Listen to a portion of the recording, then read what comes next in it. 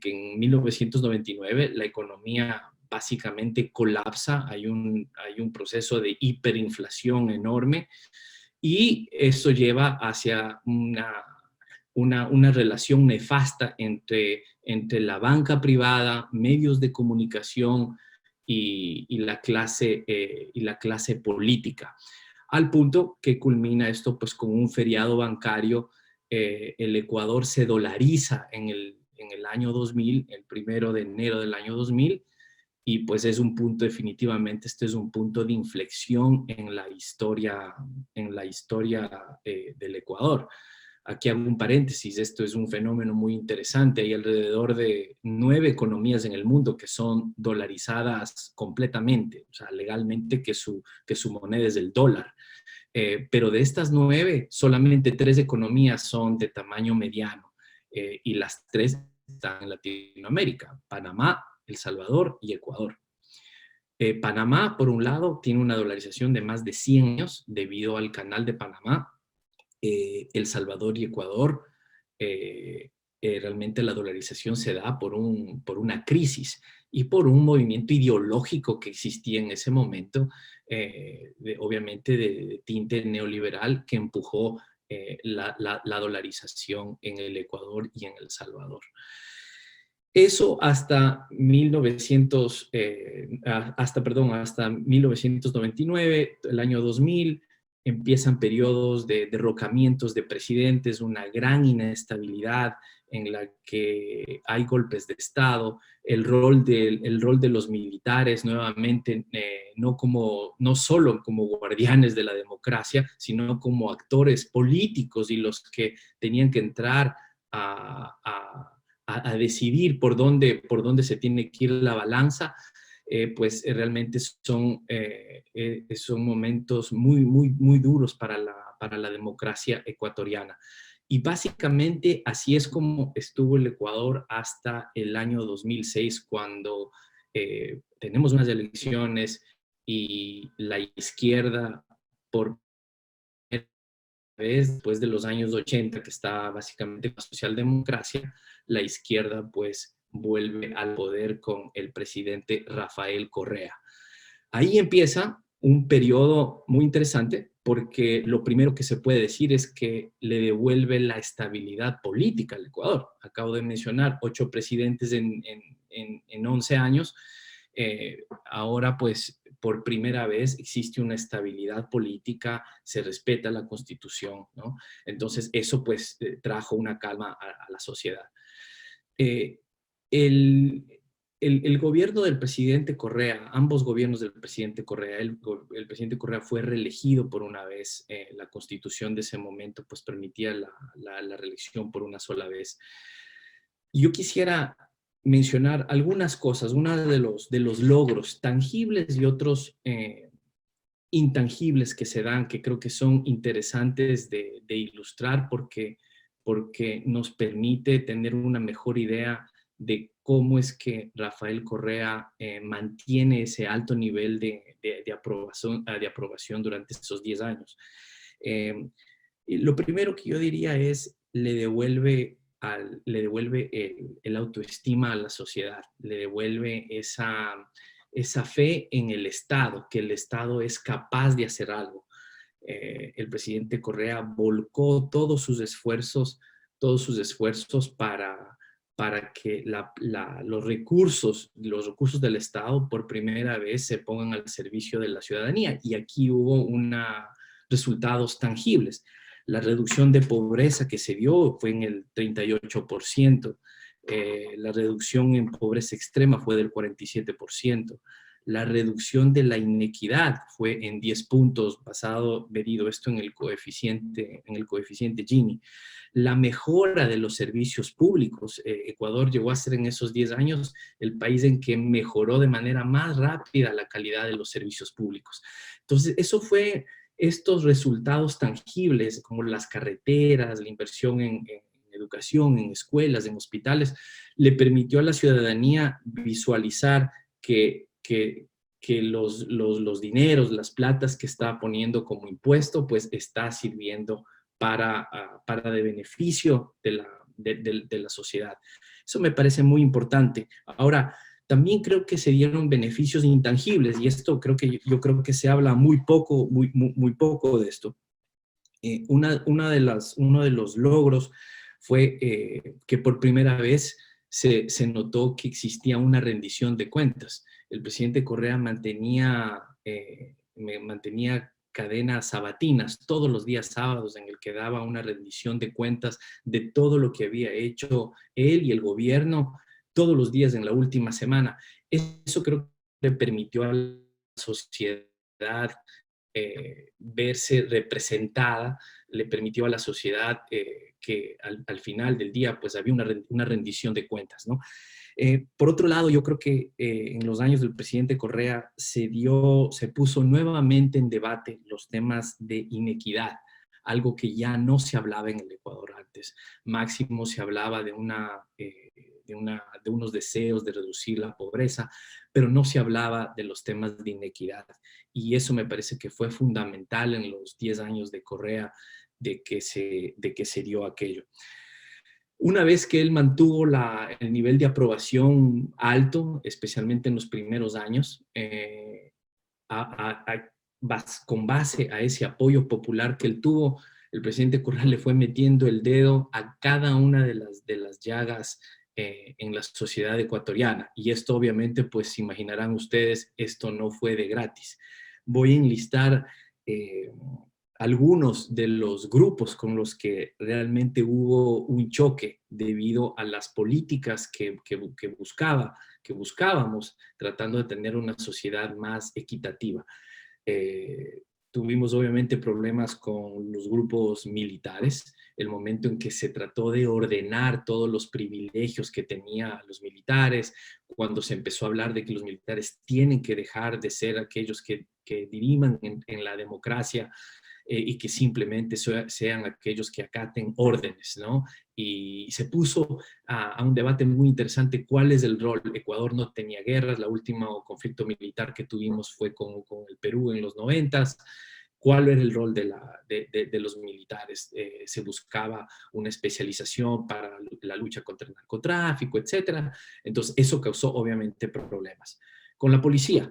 Hubo problemas con la policía cuando se empezó a ordenar nuevamente todos estos privilegios que cierta clase de la jerarquía de la policía tenía, no la tropa. Entonces, cuando se dio eso, pues no sé si ustedes recuerdan, pero en el 2009 el presidente Correa fue secuestrado en el hospital de la policía y bueno, pues nuevamente la democracia se puso en juego.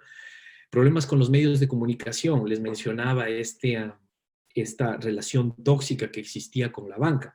Voy a citar al mismo director del Fondo Monetario, del Fondo de aquel entonces, de los años 90, en el que dijo, cuando visitó Ecuador y le preguntaron sobre la situación de Ecuador, él dijo que hay una evidente relación incestuosa entre la banca privada, medios de comunicación y políticos corruptos. Entonces, cuando Correa le mete el dedo en esa llaga, pues obviamente esto le generó un rechazo de los medios de comunicación grandes en el Ecuador, y esto pues jamás le perdonaron. Y es más, esto se desbordó más allá de las fronteras del Ecuador. Yo recuerdo claramente cuando los editoriales del Comercio de Perú, del Tiempo de Bogotá, pues sacaron editoriales durísimos en contra de Correa, acusándolo de que él pisoteaba la libertad de expresión, etc. Con los sindicatos también tuvimos inconveniente con los sindicatos. ¿Por qué? En el Ecuador, pues en los años 80, especialmente 80 y 90, los sindicatos pues que solían luchar por una reivindicación de derechos, etcétera, pues en ese proceso también hubo abusos de parte de los líderes del sindicalismo. Y pues cuando se trató de ordenar aquello y la influencia que estos tenían, pues hubo fuertes choques.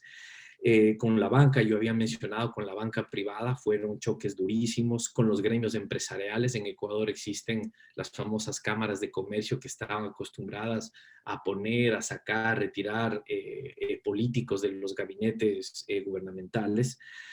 Con grupos indígenas, especialmente con los liderazgos de grupos indígenas en el Ecuador.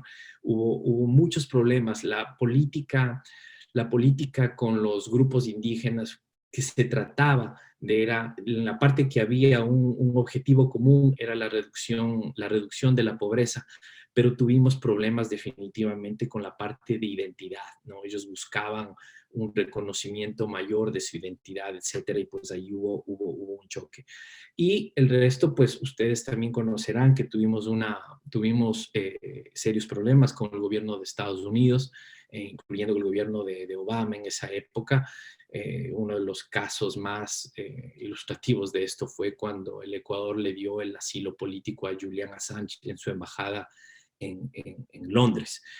Eh, Más allá aparte, perdón, de los aciertos que se tuvo, que le permitieron al presidente Correa mantener, y a la izquierda mantener ese nivel de aprobación durante esos años, también creo que hubo cosas que pudimos haber hecho distintas, y esto yo quisiera hacer un énfasis aquí en esta tertulia para compartir ciertas cosas que creo que son necesarias, porque al final del día, pues uno también aprende de los errores que uno va cometiendo, ¿no? Y sería interesante que Colombia, ahora que se aproximan esas elecciones, si la izquierda, esperemos que lo logre, llega al poder, pues es interesante ver las experiencias de países como Ecuador, de lo que se ha hecho bien, pero también de lo que pudo haberse hecho mejor. Por un lado, me parece interesante lo que había mencionado sobre la relación con el liderazgo indígena. Me parece que hubo un error en la forma de la lectura que había sobre la relación con los grupos indígenas. Obviamente teníamos unas políticas enfocadas en reducción de pobreza, incrementar el acceso a la salud, a la educación, pero definitivamente los temas de identidad, indígena, fue algo que es una deuda que tuvimos, y hoy pues esto nos está pasando obviamente factura y hemos visto los resultados en la primera vuelta y se nos hace difícil tratar de poder consensuar eso con los liderazgos indígenas. Por otro lado, yo creo que eh, ese enfoque, ese énfasis en el extractivismo, en algún punto, hoy, el día de hoy, también nos pasa factura eso. Se ve claramente ahora los resultados de la primera vuelta. Los votantes del electorado más joven se va por un candidato que tiene un discurso en contra del extractivismo. Sin duda, yo puedo aquí hablarles horas sobre todo lo que hemos hecho en política medioambiental, etcétera, pero yo creo que el discurso que tuvimos de todavía de mantener un enfoque en una economía extractivista, pues algo que creo que la izquierda hoy, la izquierda ecuatoriana al menos, es algo que hoy propone que definitivamente tiene que haber cambios. Y eso es lo que se está proponiendo ahora. Eh, Quizás en temas de estilo, un estilo del presidente Correa de mucha confrontación. Muchos han criticado eso. Yo creo que este es un arma de doble filo. Sin duda, yo creo que en nuestros países hay unas inequidades, hay unas élites tan difíciles con las que hay que lidiar, que de cierta manera, sin tener una confrontación tan fuerte, difícilmente las cosas van a cambiar.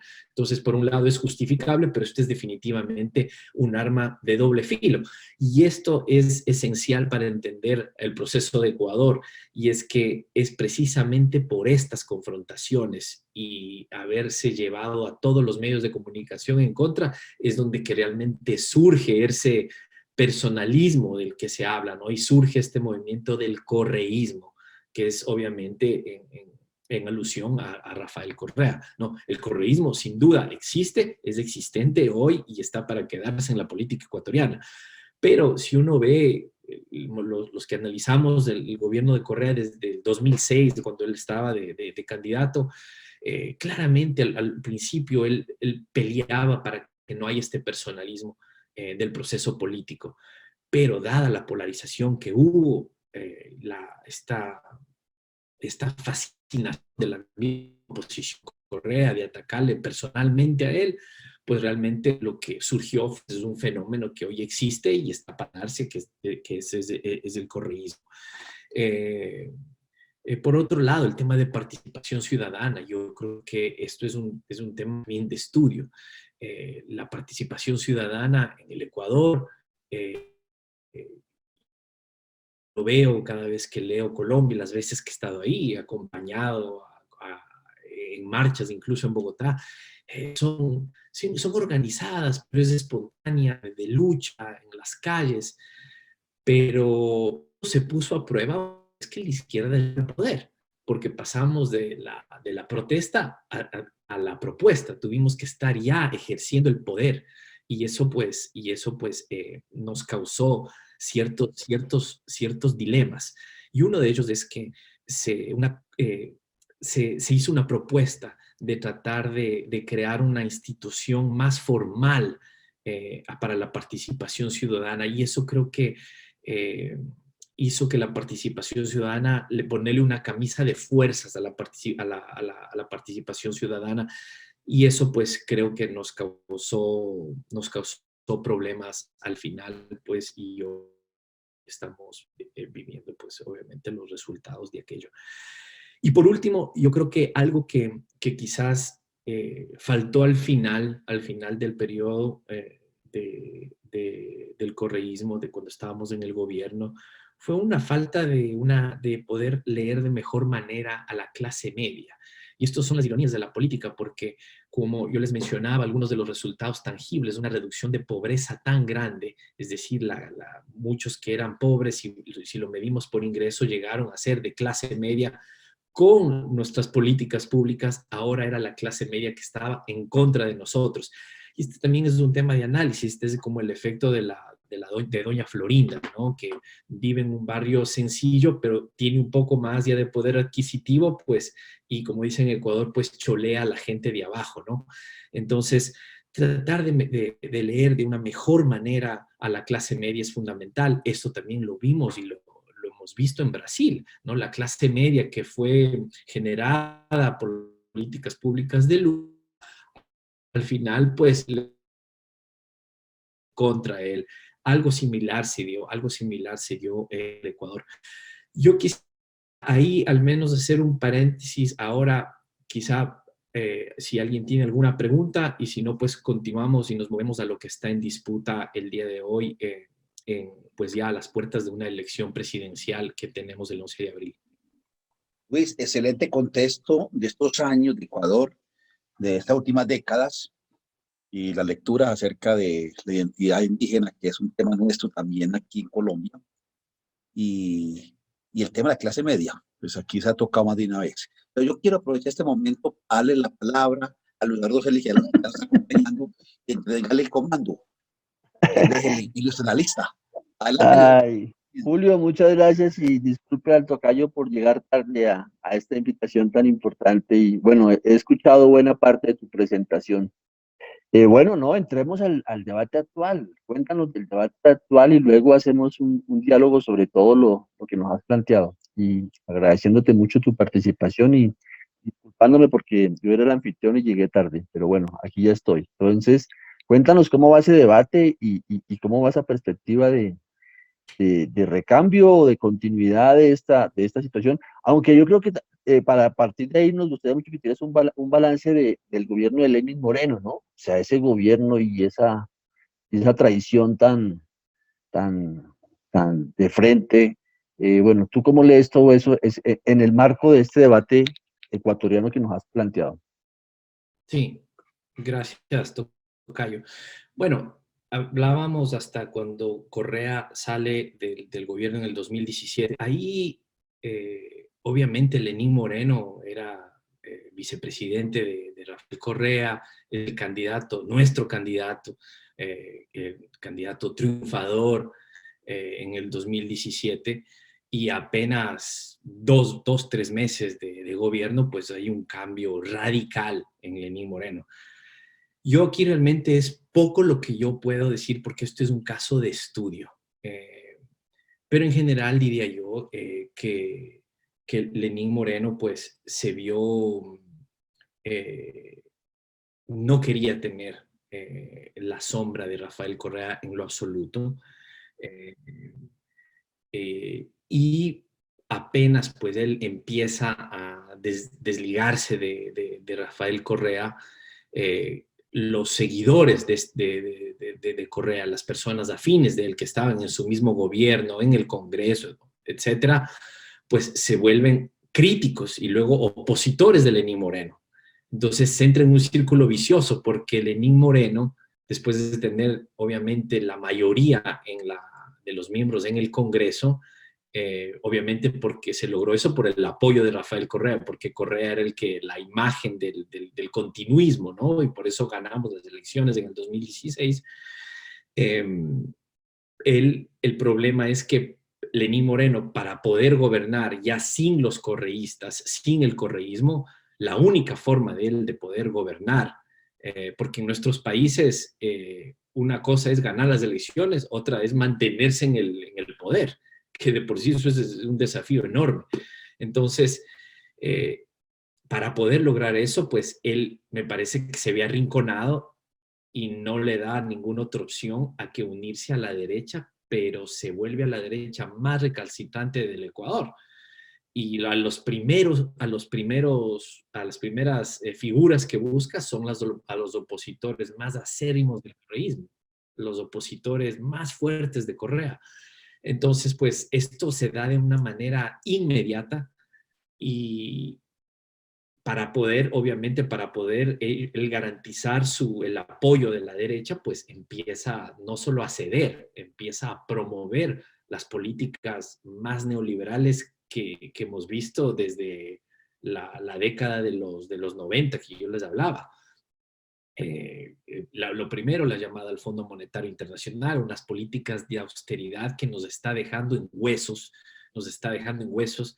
Creo que Ecuador es el único país del planeta que en medio de una pandemia tan dura que hemos vivido, es el único país en el planeta que se da el lujo de despedir a médicos, de enfermeros del sistema público, cerrar centros de salud, cerrar hospitales, etcétera. Entonces han echado a miles de servidores públicos, todo esto por políticas de austeridad, etcétera, ¿no? Aparte de ciertos gobiernos de derecha centroamericanos que se unieron al expresidente de Estados Unidos, a Donald Trump, Lenín Moreno fue el otro, ¿no? Él estuvo junto con Donald Trump, apoyado por él para tratar de echar a China de toda película de relación, de apoyo que tenga que ver con el Ecuador. Entonces él se prestó para eso. Y pues obviamente a cambio de eso, pues él echó al traste todas las políticas públicas que teníamos, la red de seguridad social, etcétera, ¿no? Y ahí está, pues, lo que entrega a Julian Assange, un acto nefasto para la soberanía de cualquier país. Permite a la policía británica que entre a la embajada ecuatoriana para que le saquen arrastrando a Julian Assange, ¿no? Les entrega como trofeo. Realmente han sido 4 años durísimos, durísimos para la población, para el correísmo, para la izquierda, porque de eso es lo que estamos hablando aquí. Ha sido esto durísimo. Lenín Moreno se alineó inmediatamente con Iván Duque para echar al traste al proyecto de integridad regional como UNASUR, la CELAC, etcétera, ¿no? Y armaron esta cosa que se llama Prosur, que no es más que un grupo de WhatsApp, ¿no? Eso no llega más que eso y se ve claramente, pero no han podido ni siquiera coordinar una respuesta en conjunto para la pandemia, eso que quede totalmente claro. En UNASUR había una institucionalidad que se estaba haciendo, obviamente hay que forjarlo, hay que trabajarlo, ¿no? Pero todo esto lo echaron al lado. Entonces, si fuera, lo interesante aquí es que después de estos 4 años de Lenín Moreno, vamos a elecciones y los resultados, al menos de la primera vuelta, develan algunas cosas. Les voy a contar un par de cosas. Lo primero es el resultado de apoyo para Lenín Moreno, que se alineó con la derecha más dura. De los 125 curules para el Congreso, el partido de Lenín Moreno obtuvo 0, ningún diputado al Congreso. El partido político de Lenín Moreno para la presidencia obtuvo 3.7% de todo el voto general. O sea, como partido político quedan aniquilados. O sea, eso no son encuestas, ya estamos hablando ya de votos, ¿no? Y lo que hemos visto, pues ya ahora todos tratan de desligarse de Lenín Moreno, nadie quiere ver, todo el mundo que se tomaba fotos con él, pues ahora lo hacen de menos. La derecha clásica, pues así es como actúan siempre, ¿no? Lo utilizaron como tonto útil este señor, ya cuando no le sirve, pues le hacen a un lado, ¿no? Entonces el tipo se está quedando totalmente solo, ha hecho propuestas legislativas en los últimos meses, todas las propuestas quedan colapsadas. Obviamente ya la derecha ahora está deslindada, no quiere saber nada de él, pues y están enfrentando las elecciones con su propio candidato. Entonces, en los resultados de la primera vuelta, lo que ilustra es algo interesante, que definitivamente en el Ecuador quiere el retorno de políticas progresistas, y eso es clave entender. El candidato correísta obtuvo el 33% del voto popular. El candidato Yacu Pérez, que tuvo una campaña ecologista en contra del extractivismo, la plurinacionalidad, reducción de pobreza, hablando de inequidad, obtuvo el 19%. La socialdemocracia, hablando de ciertos valores que ellos tienen, temas de género, políticas de identidad también, obtuvieron el 12%, ¿no? Entonces, unido esto con el progresismo, yo creo que aquí hay una gran mayoría que el mensaje es ese, que hay una gran mayoría que quiere políticas progresistas en el Ecuador.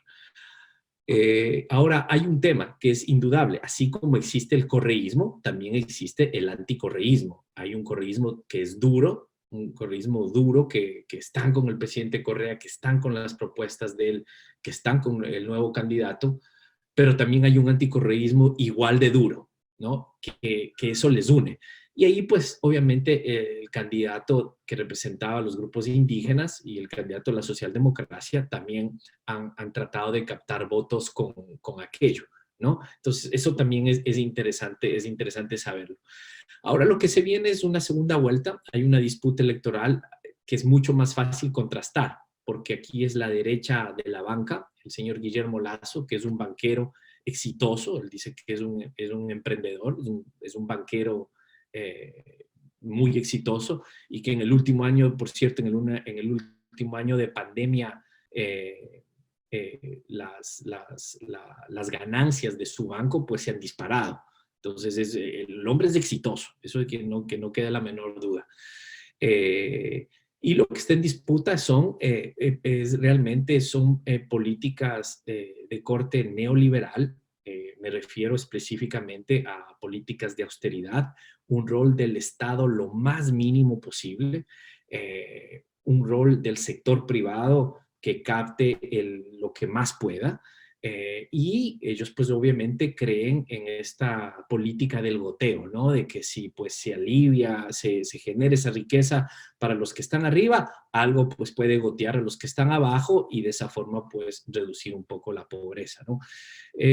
Por otro lado está nuestro candidato Andrés Arauz. Es un tipo joven, tiene 36 años de edad, es un economista entrenado aquí en Estados Unidos, que domina los temas de política monetaria, y esto es interesante porque, y primordial, porque el Ecuador, como ustedes saben, es dolarizado. Realmente nosotros no tenemos una política monetaria, no hay emisión de moneda, no podemos darnos el lujo de imprimir moneda en momentos de crisis como ahora. Entonces, es muy compleja la gestión de la economía ecuatoriana. Entonces, lo que sí hemos hecho, con base en lo que yo les he conversado de las lecciones que tenemos que aprender, la propuesta pues tuvo que cambiar. Por un lado, un cambio de estilo. Andrés Arauz, nuestro candidato, es totalmente distinto en estilo de Rafael Correa. Es menos confrontacional, incluso el tono de voz, etcétera. Entonces, no va a haber aquello. Es un tipo que ha puesto en la propuesta el medio ambiente, políticas medioambientalistas, para de alguna forma ya empezar a hablar de una salida de la trampa del extractivismo y poder llegar a una economía con base en el conocimiento. No es la aspiración que tendríamos de aquí en el largo plazo, pero definitivamente pues es una persona que ya ha recogido ese error, quizás, de esas fallas que se cometieron, ¿no? Y también, sin duda, es echar una mano a las comunidades indígenas y no hablar solamente de reducción de pobreza, que, como yo bien dije, en eso el presidente Correa, pues hubo una reducción de pobreza en el sector indígena grandísima y se la puede medir, etcétera. Pero hay unos temas de identidad que también hay que tratarlos. Y yo sé que ustedes en Colombia también tienen, recién hace un tiempo hubo el paro indígena, la minga indígena, etcétera.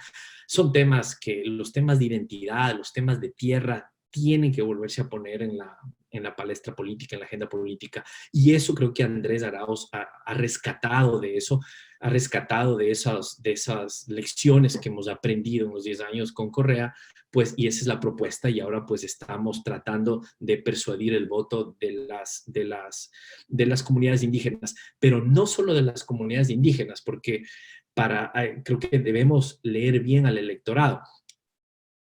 El porcentaje de indígenas en Ecuador que se autodefinen como indígenas bordea el 5, el 6%, ¿no? El señor Yacu Pérez en la primera vuelta obtuvo el 19%. Entonces, claramente aquí no es que solo los indígenas votaron por él, no. La lectura es que mucha gente joven votó por esa propuesta, por ese discurso ambientalista. uno puede criticarle a él lo que es, no me parece que sea una persona coherente ideológicamente, pero el discurso es eso, el discurso, la gente lo que votó es por el discurso de él, ambientalista, tratar de salirnos de la trampa del extractivismo. Entonces, eso me parece que es un tema que hay que definitivamente que Andrés Arauz pues lo ha rescatado y eso está para quedarse, el tema está sobre la mesa, incluso el candidato es interesante, incluso el candidato de la derecha, al menos de labios para afuera, ha puesto el tema del medio ambiente, a pesar que sus propuestas no es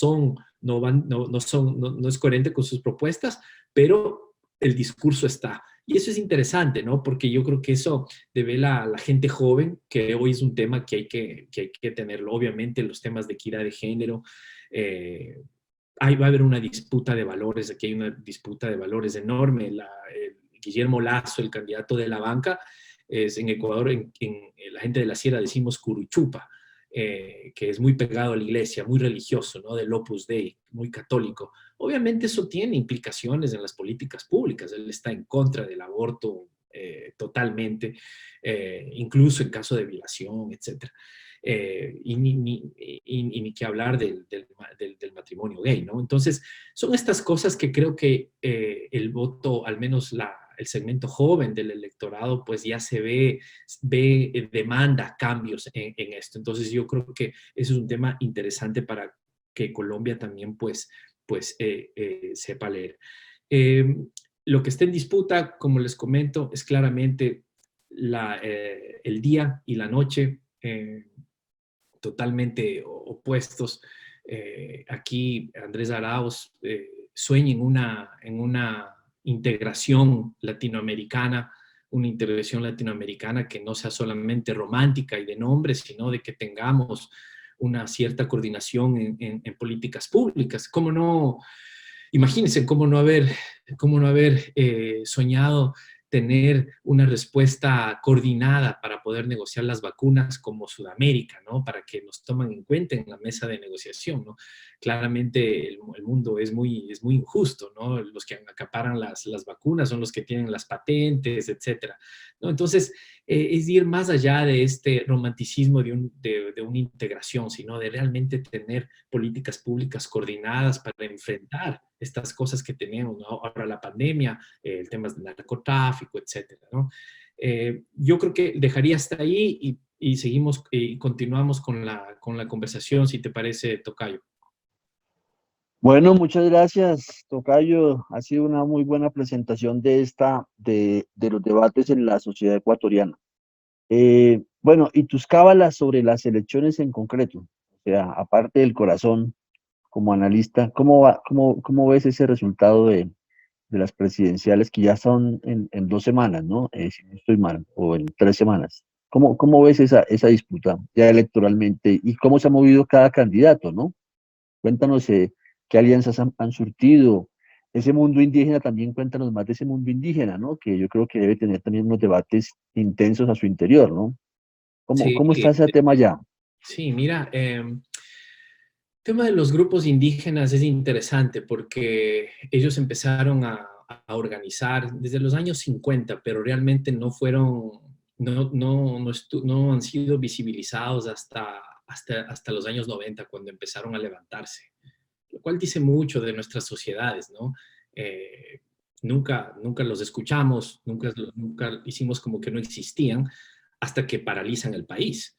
En Ecuador, pues como te digo, ellos quizá no puedan tener un poder electoral para poner un presidente, pero tienen un poder de convocatoria enorme. En el 2019, Lenín Moreno tuvo una protesta que empezó como una protesta indígena, de miles de indígenas que hicieron una minga parecido a la minga indígena que ustedes tuvieron hace unos meses, y que llegaron a Quito y se unieron trabajadores, de estudiantes, y terminó con más de 10 muertos. Y muchos pensábamos que ya el gobierno de Lenín Moreno iba a caer. Entonces, por cierto, un paréntesis, el periodo de Correa nunca tuvo un paro indígena de esa magnitud. Eso no se dio. Y eso tiene que ver con las políticas de reducción de pobreza, democratización de servicios de salud, de educación, ¿no? Pero la parte de identidad es algo que todavía a la izquierda nos toca leerla de mejor manera, ¿no? Leerla de mejor manera. Y esto es difícil porque tú tienes varias aristas. Uno es por ejemplo, un tema clave es el tema de justicia indígena, por ejemplo, ¿no? ¿Cómo logras tú un equilibrio entre tener esa justicia indígena y tener un Estado de Derecho, ¿no? Que no haya contradicciones. Eso es durísimo, lo ha visto el mismo Evo Morales en Bolivia, ha tenido esos problemas, ¿no? Y en el Ecuador también existe eso. El tema de consultas públicas son ligadas a la decisión o no. No olvidemos que para el sector indígena el tema de las tierras es fundamental y en muchos de estos lugares donde habitan hay recursos naturales que los gobiernos tienden a explotar y eso causa un montón de problemas. El medio ambiente, tienes que mover pueblos enteros, etcétera, ¿no? Entonces, ahora, el día de hoy, aquí hay, para la elección que se nos viene el 11 de abril, el candidato de izquierdas, Andrés Arauz, ha dicho, tengamos una agenda, aquí hay cosas más en común que ustedes tienen con nosotros, que ustedes pueden tener con un banquero, o sea, definitivamente, ¿no? Pero como te digo, yo creo que los temas más espinosos son los temas de identidad, y eso tendrá que irse decantando mientras se vaya ya una vez que tengamos un nuevo gobierno, ¿no? Eso es realmente que va a ser la dinámica. Ahora, los líderes indígenas han sido muy duros, y ellos han dicho que no van a ofrecer el apoyo a nadie y que van a votar van a promocionar el voto nulo y algo que me parece a mí un error de ellos, un error terrible realmente, es que ellos no están dispuestos a reconocer al próximo gobierno, sea quien sea que gane. Y eso pues te causa problemas de entrada. Ahora, nuevamente, quien sea que gane aquí, una de las primeras cosas que va a tener que hacerse es realmente sentarse, hablar y buscar no solo un diálogo, pero realmente buscar ya políticas públicas que lleven un beneficio al sector indígena lo más pronto posible, ¿no? No tenemos encuestas hasta el momento, las encuestas irán saliendo, tenemos un debate presidencial el día domingo, no creo que sea trascendental el debate, más para los analistas, ¿no? Lo bonito de esto es como ver el fútbol desde la tribuna, mientras uno se come las papitas, se toma la cerveza, uno es experto en fútbol, ¿no? Uno es experto en política, otra cosa es estar ahí, ¿no? Dando la batalla, ¿no? Pero habrá que ver, todavía no hay encuestas, somos muy optimistas, la verdad somos muy optimistas, pero quisiera, y ahora que me preguntas eso, quisiera sacar un tema que tiene relación con ustedes, con los colombianos, con Colombia, y es una intromisión que me parece terrible de parte de la Fiscalía del señor Barbosa. Por un lado, si me permiten, quizás estoy equivocado, pero la historia tan triste de Colombia ha hecho que sea común, ¿no? Que sea común este discurso, esta narrativa de guerra, ¿no? De estos son aliados con la guerrilla, estos son aliados con los paramilitares, etc.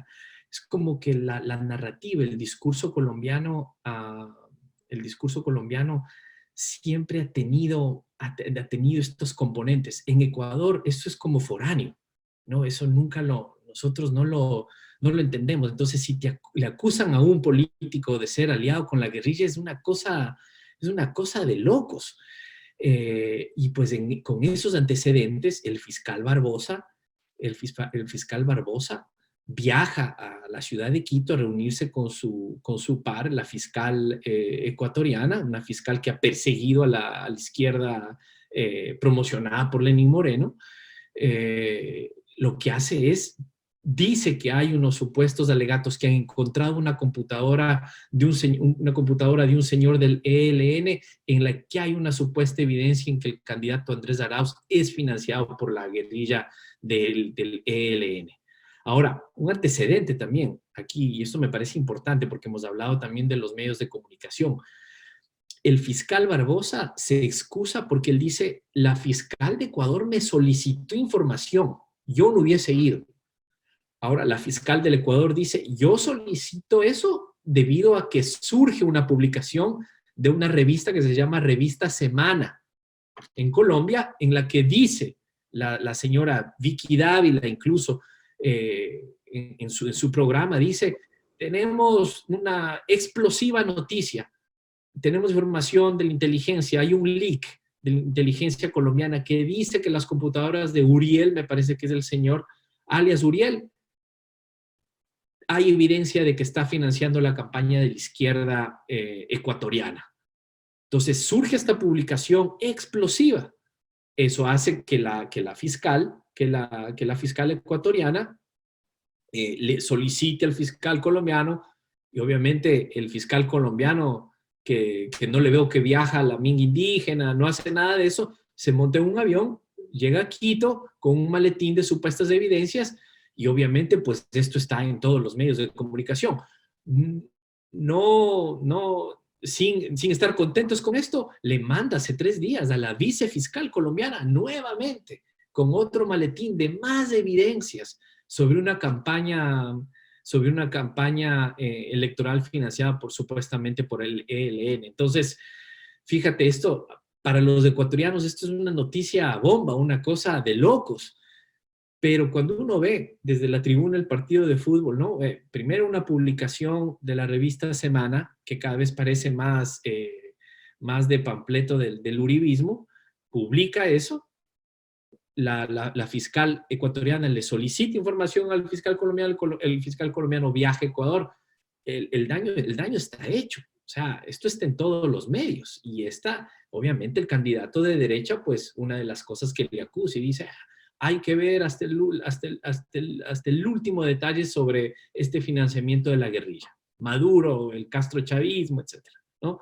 Entonces, ese es un tema que hay que tenerlo en cuenta. Yo lamentaría, imagínense ustedes, gana Andrés Arauz, ganamos como espero que ganemos, ¿cómo va a empezar la relación con Colombia de esa manera?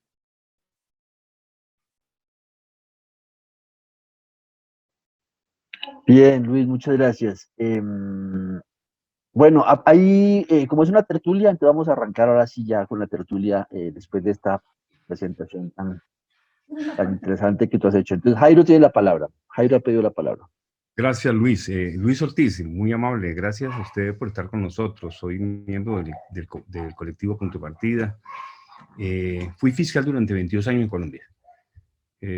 Pertenecía a la otrora llamada Justicia Regional Sin Rostro, y me he desempeñado en varios cargos a nivel de fiscal. Y mi tema básicamente es el tema de justicia. Y ahora está todo un tema interesante, es el de la justicia, de la fiscalía actual. Soy, afortunadamente, fiscal en uso de buen retiro, para decirlo de manera. El tema que varias preguntas me asombran, me llaman la atención. Una, el caso de Rafael Correa, que tengo entendido fue rechazada la apelación en el tema de que él, para el caso de soborno que supuestamente es investigado. Quisiera que me hable un poquito de ese tema, si realmente, cómo se encuentra actualmente esto. Y esto vinculado, Luis, a el tema de cómo están las IAS en Ecuador, digamos, Procuraduría, las Fiscalías, ya ustedes son el Ministerio Público, básicamente, y la Corte Nacional de Justicia de ustedes, que es la homóloga de nuestra Corte Suprema de Justicia. ¿Cómo está ese equilibrio de poder, esos contrapesos que aquí en Colombia están tan desbalanceados ya? O mejor dicho, balanceados hacia un lado determinado.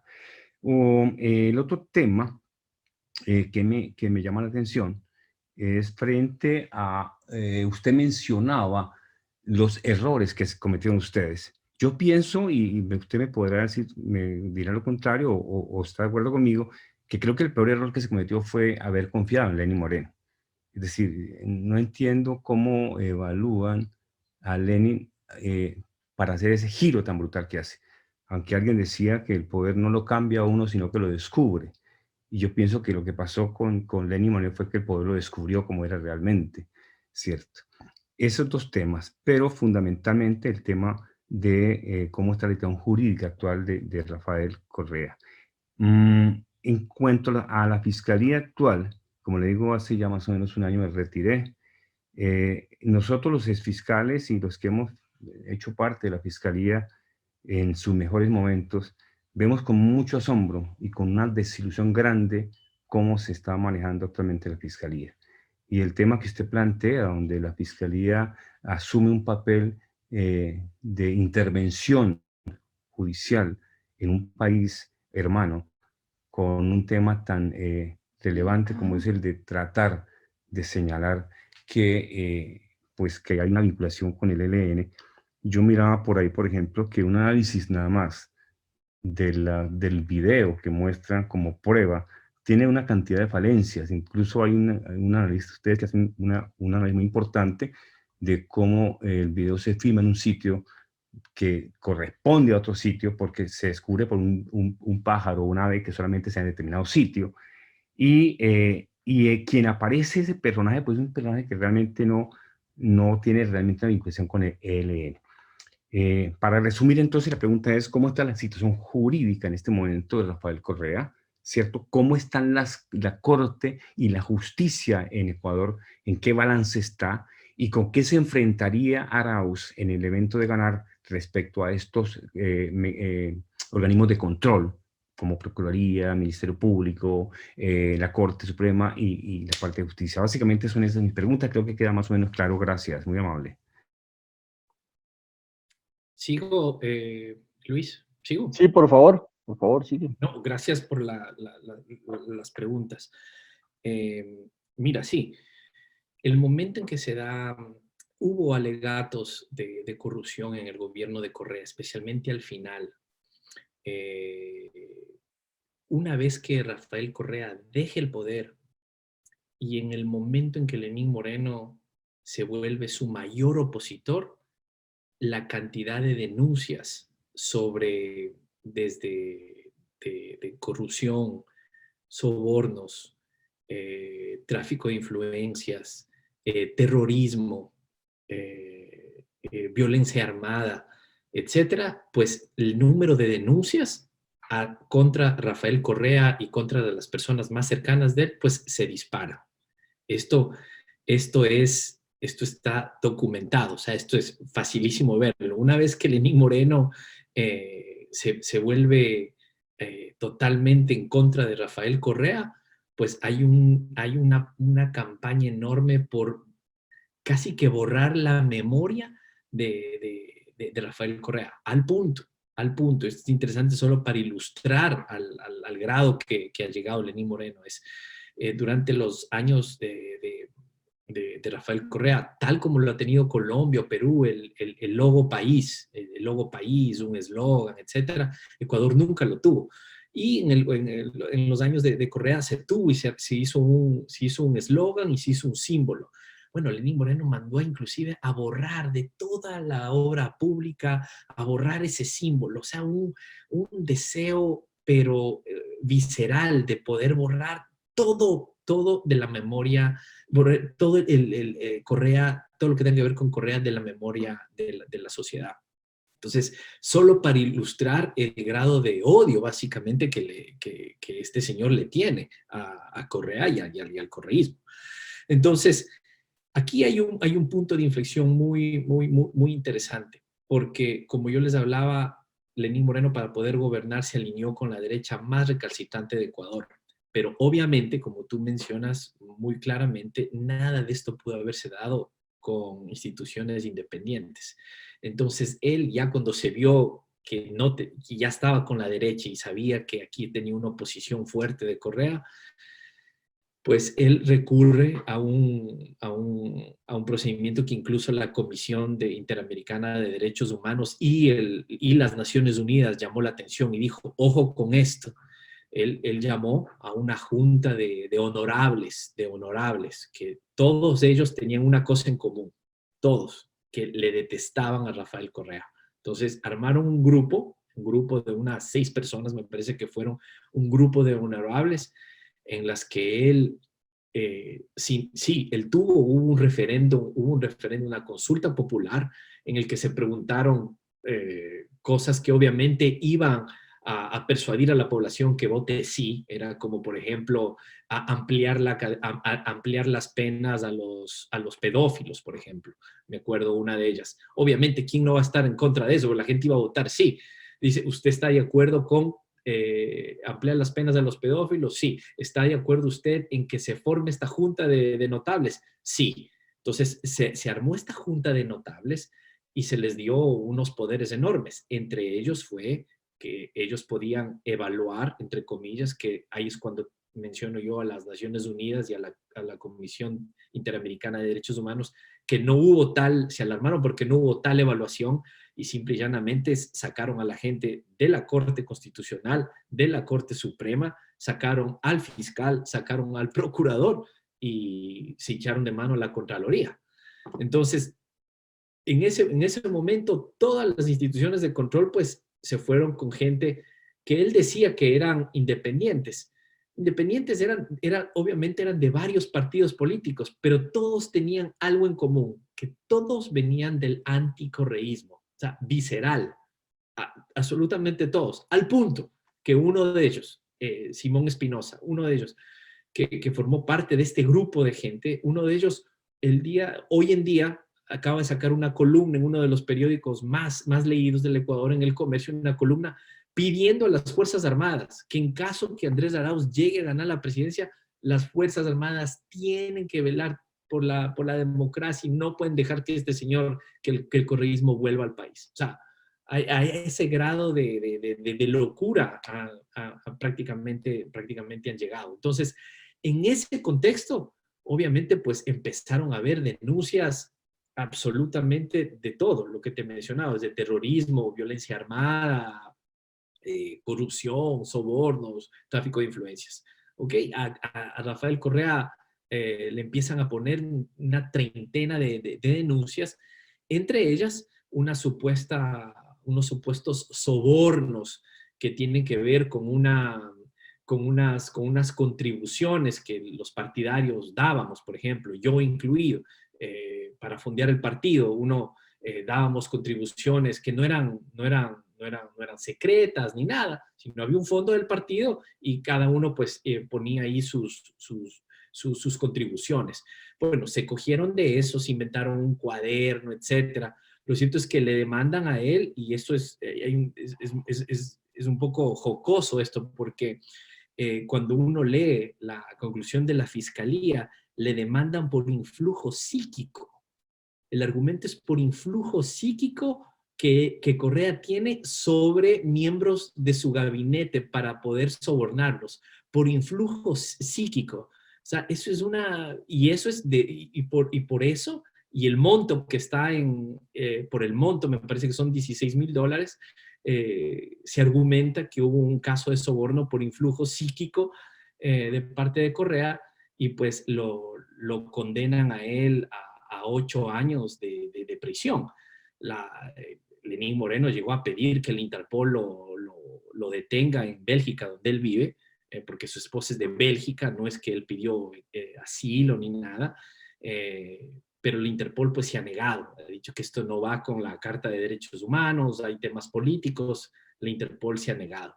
Entonces, ese es un poco el ambiente. Tú tienes a varios miembros del gabinete de Correa que estuvieron con Lenín Moreno incluso los primeros meses, pero como se fueron saliendo, fueron poniendo la renuncia, se convirtieron en opositores, se les ha perseguido. Tenemos una docena de compañeros que están asilados en México. Otros compañeros están en Argentina. La Comisión Interamericana de Derechos Humanos dio a... discúlpame aquí los términos, yo no soy abogado, no soy experto en esto, pero pidió que se les establezcan los derechos políticos a compañeros que fueron elegidos por voto popular, prefectos de Pichincha, de la provincia, una de las provincias más grandes, donde está Quito, que están con controles policiales, han sido puestos en prisión, etcétera. Es una cosa de loco, se les acusa de terrorismo, etcétera. ¿Basado en qué? En tweets. Basado en tweets donde que llaman, en el 2019 llamaban a la gente a salir a las calles a protestar contra las políticas de austeridad de Moreno. Entonces, Esa es realmente una situación precaria de las instituciones. Ahora, ¿qué es lo que va a hacer Andrés Arauz en caso que ganemos? Pues es una pregunta, tocará ver, ¿no? Tenemos una mayoría en el Congreso, no es una mayoría absoluta.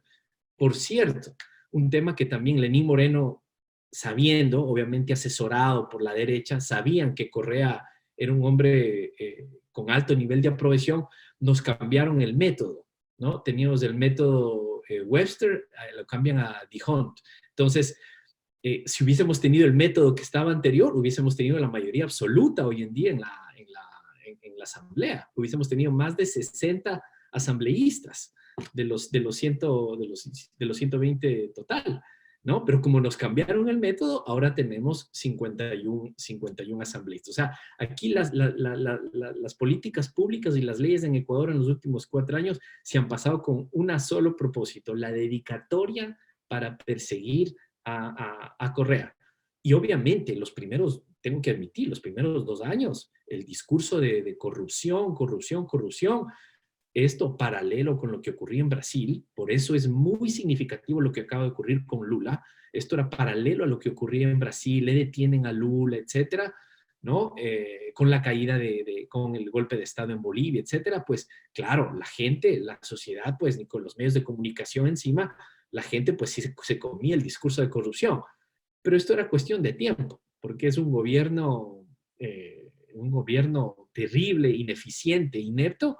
Entonces, y obviamente, y ahí tienes los resultados, ¿no? Han conseguido 0 diputados y menos del 4% del voto. Muy bien, muchas gracias. Ha pedido la palabra Pedro Felipe. Sí, gracias. ¿Me escuchan? Sí, señor, te escucho. Es que no tengo cámara, entonces No, pero me te toca así escuchamos. desde la oscuridad. Gracias, el panelista Luis Ortiz, ha sido muy clara su intervención y nos da un buen panorama de lo que ha sucedido y lo que va a venir, pues lo que se espera que suceda en nuestro vecino país del Ecuador. Yo quiero preguntarles quién es Yacu Pérez, porque es que aquí yo he leído varios artículos que han publicado y que a pesar, ¿no?, de que él esté en contra del extractivismo, lo consideran que es una persona con un pensamiento de derecha y que en últimas puede beneficiar a Lazo. Y de alguna manera aquí también hacen como en Colombia, como lo que sucedió en las pasadas elecciones, cuando las personas que se esperaban pues que apoyaran a Gustavo Petro porque tenía una tendencia progresista y de izquierda, terminaron llamando a la abstención electoral y de alguna manera pues eso llevó pues a un triunfo a Duque. Entonces no sé si eso de alguna manera puede suceder en el Ecuador, porque insisto, pues reitero, he leído varios artículos donde lo consideran que es una persona de derecha. Gracias. Gracias, Pedro Felipe. Cuando tienes la palabra, tocayo. No, gracias por la pregunta, realmente muy bien puesta. Mira, el señor Carlos Pérez, porque su nombre es Carlos Pérez, él se cambió el nombre hace unos años a Yacu, que significa agua, ¿no?, en quichua.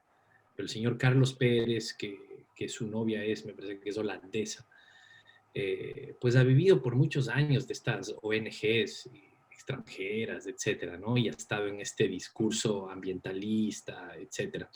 Pero él tiene una buena frase que lo describe ideológicamente, me parece de una manera muy clara, y es, prefiero un banquero a que un correísta.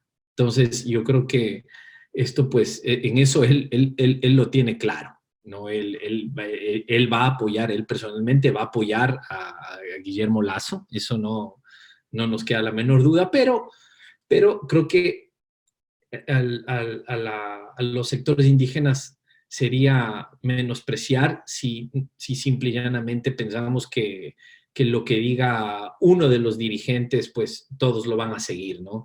Y yo creo que, y ahí está el trabajo que tiene que hacer Andrés Arauz, es en conversar con, no solo con el resto de dirigentes, sino ir a las poblaciones, ir a las comunidades y tratar de buscar acuerdos en base a las necesidades, que ellos quieren, ¿no? No es el tema, como dije yo, de reducción de pobreza, porque en eso está la obra de Rafael Correa, el tangible, ¿no? Son temas más de identidad, de reconocimiento.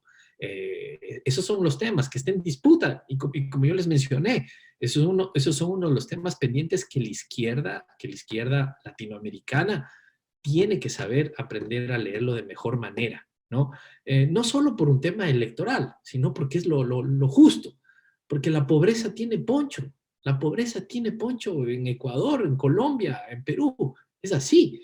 Entonces, este señor realmente, en cuanto al señor Yacu Pérez, sin duda, él no es una persona coherente ideológicamente, ¿no? Pero aquí el desafío es hablar con el resto de los dirigentes, de las comunidades, etcétera, para tratar de persuadir y buscar unos acuerdos comunes.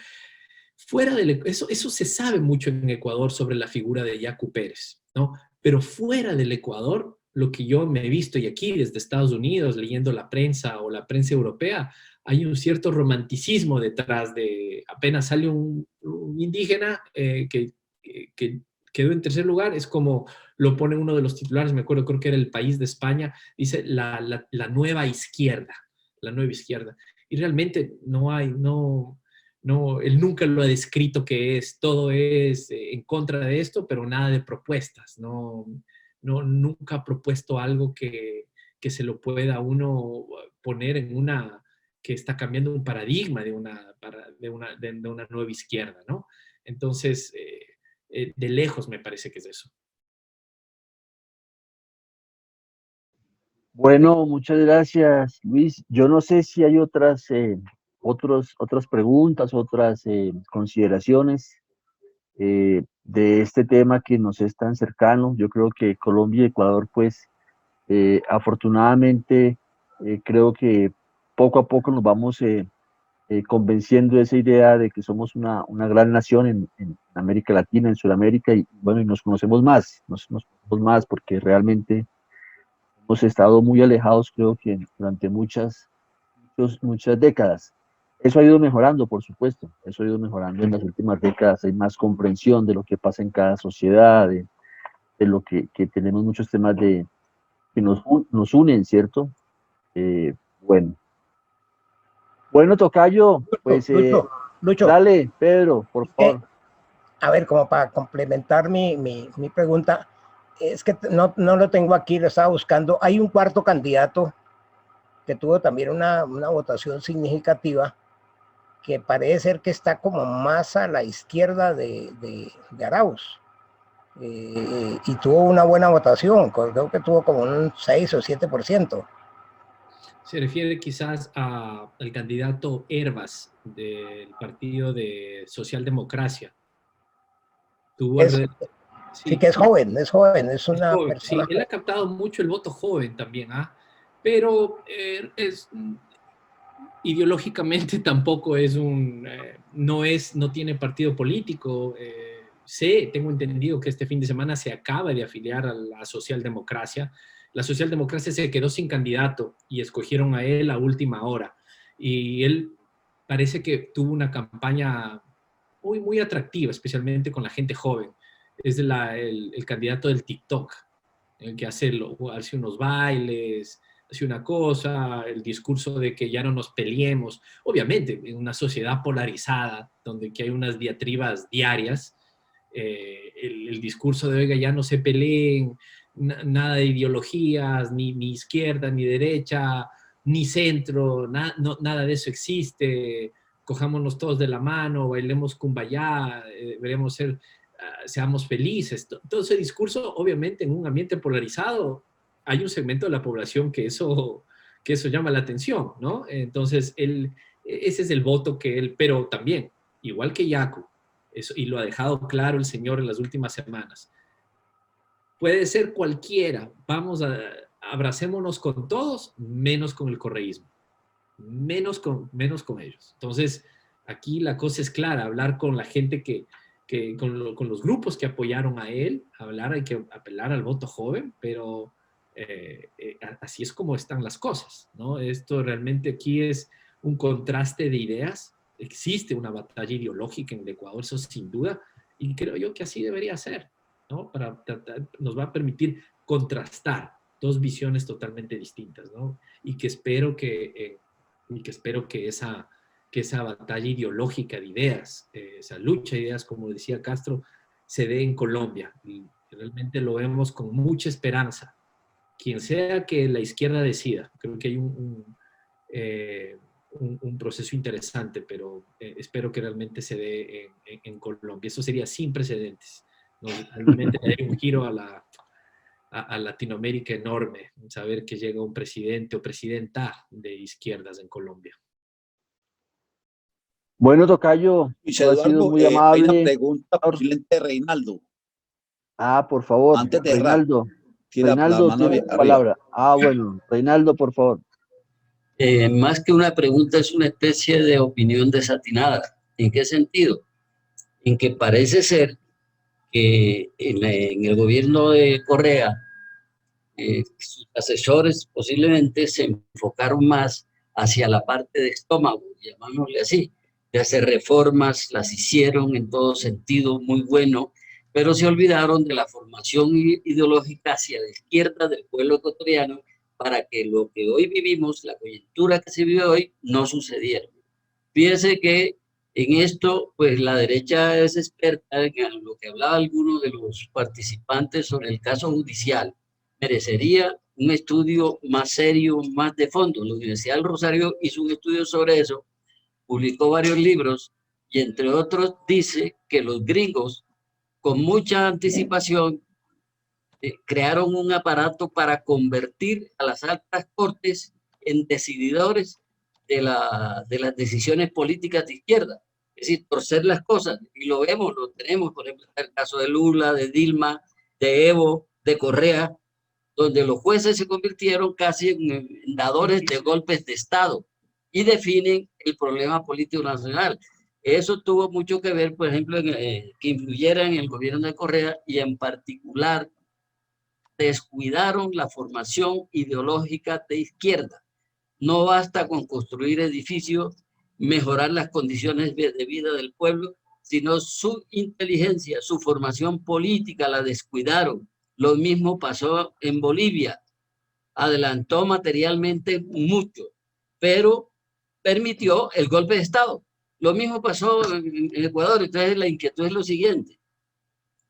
Si el candidato de izquierda logra acceder al poder, ojalá corrigiera esa parte, que no basta hacer obras materiales, el pueblo olvida si no tiene formación político-ideológica.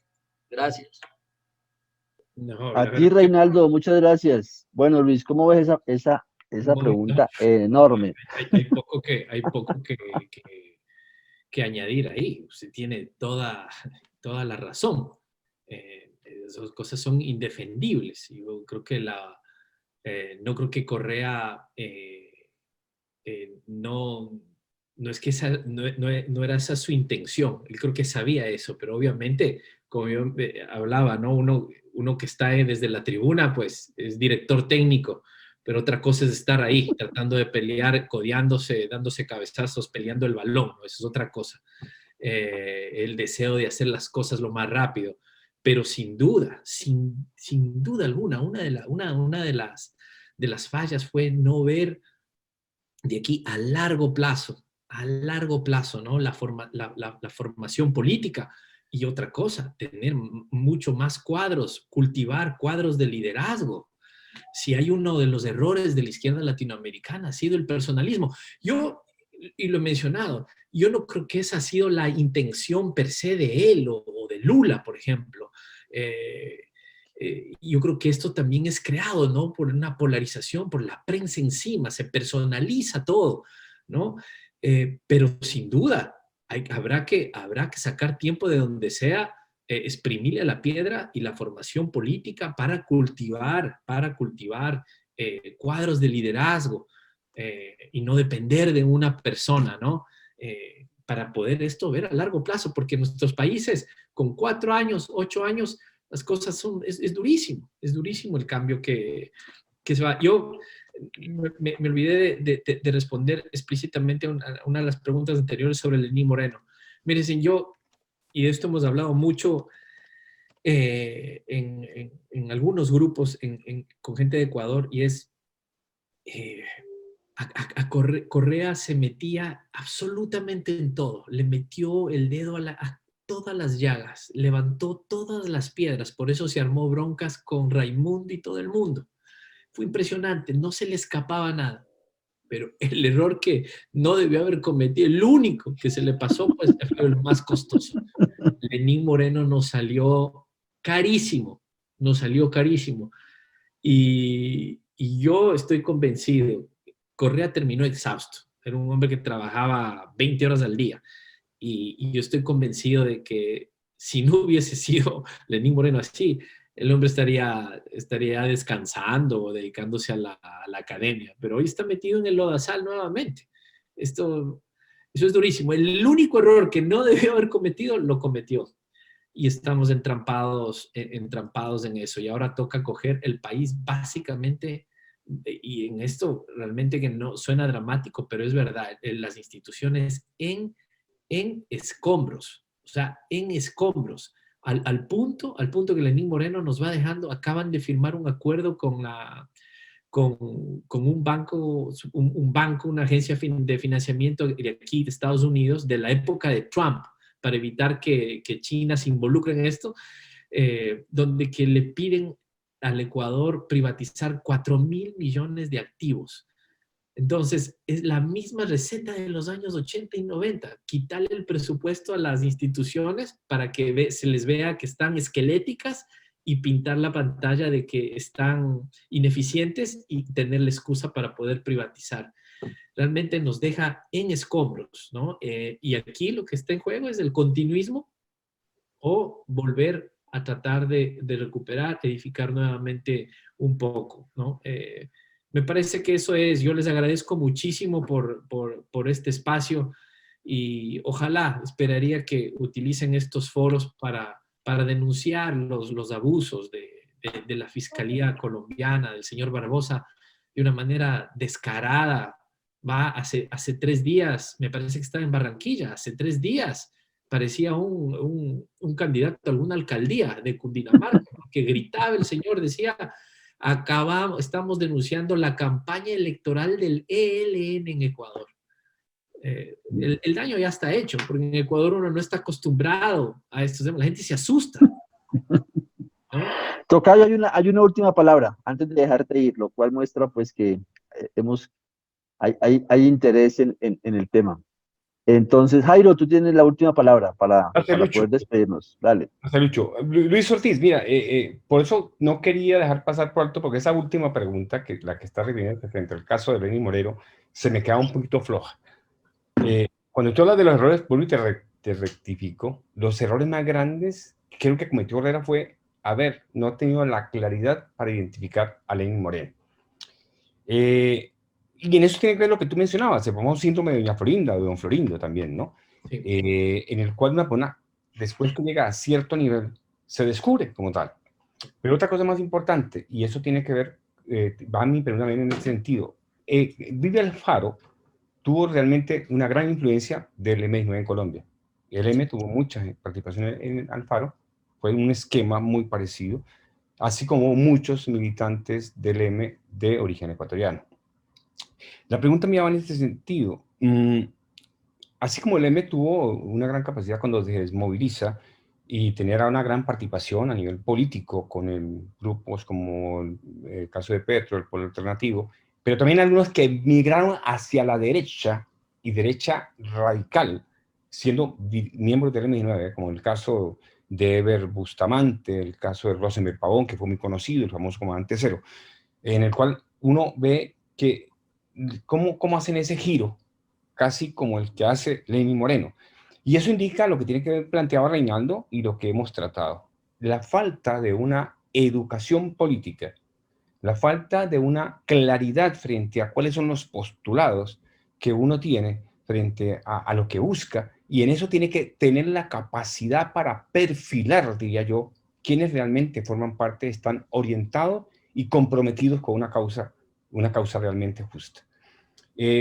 Porque en ese convite va a llegar mucha gente. Yo ahora estoy mirando el caso, por ejemplo, en Colombia, y en el caso de Petro, que obviamente es el candidato más fuerte en este momento, y yo sé que muchos están llegando allí, habrá muchos Lenin morenos pegándose allí.